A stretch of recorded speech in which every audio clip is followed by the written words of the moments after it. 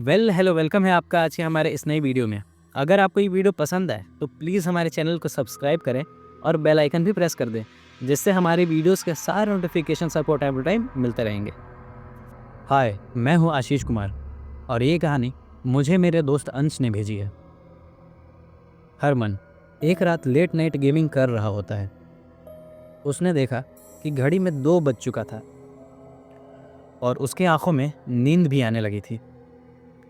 Phone बंद करके वो अपने बेड पर लेटा ही था कि बेड पर लेटे ही सो गया।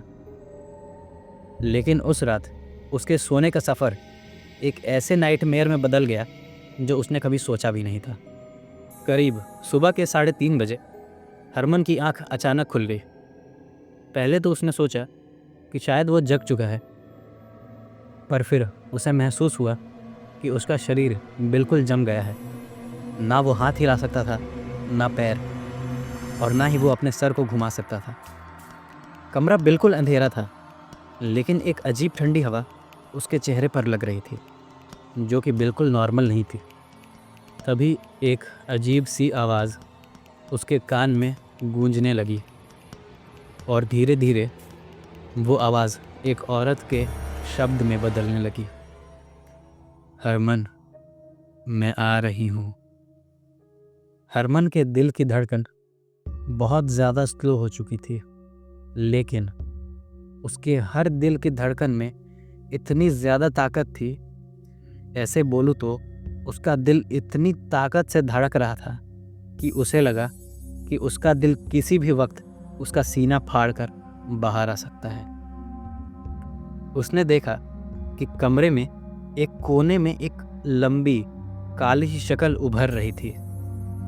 उसकी उंगलियां इतनी ज़्यादा लंबी थी कि वो ज़मीन तक पहुंच रही थी और उसका मुंह एक अजीब सा बेढंगा सा चेहरा था, जिसमें आँखों की जगह सिर्फ खोखला अंधेरा था। वो शक्ल धीरे धीरे हरमन की तरफ चलने लगी और हर कदम के साथ एक अजीब सी डरावनी आवाज़ होती, जैसे कि कोई ज़मीन पर लोहे का टुकड़ा घसीट रहा हो। हरमन चिल्लाना चाह रहा था, पर उसके गले से सिर्फ हल्की सी गुरगुराने वाली आवाज़ निकल रही थी, जो कि इतनी कम थी कि खुद उसे भी नहीं सुनाई दे रही थी। जब वो शक्ल उसके बेड के बिल्कुल पास पहुंच गई, उसने अपने सर को झुकाया और हरमन के चेहरे के बिल्कुल करीब आ गई। उसके मुंह से एक गंदी सी सर्द हवा हरमन के चेहरे पर लग रही थी। फिर एकदम से उस शक्ल ने अपनी उंगलियां हरमन के चेस्ट पर रख दी। हरमन को ऐसा लगा कि कोई उसका सारा सांस खींच रहा हो। उसकी आंखों के सामने सब कुछ धुंधला होने लगा था। तभी उसने महसूस किया कि उसके बिस्तर के नीचे से कुछ और चीज़ें निकल रही हैं। कुछ छोटी छोटी आकृतियाँ जो घुटने के बल चलती थी और उसके बेड के इर्द गिर्द घूम रही थी।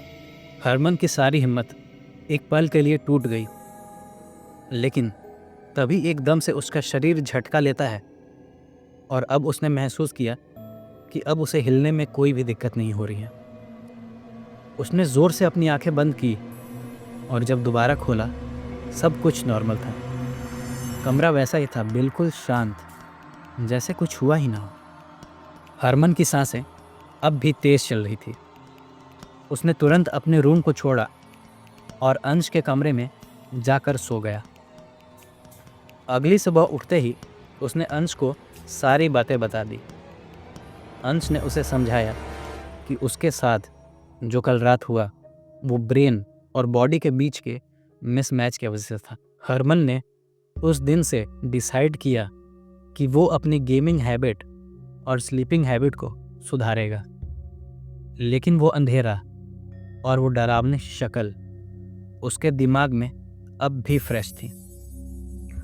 और कभी कभी जब वो रात में अकेला होता, उसे लगता है कि वो डरावनी शक्ल आज भी उसके कमरे के कोने में खड़ी है और उसके रात में देर तक जगने का इंतज़ार कर रही है। उम्मीद करता हूँ आपको ये स्टोरी पसंद आई होगी। पसंद आई है तो लाइक और सब्सक्राइब ज़रूर से करना। मैं मिलता हूँ बहुत जल्द एक नए स्टोरी के साथ, नए वीडियोज़ के साथ। तब तक के लिए bye, take care and see you soon.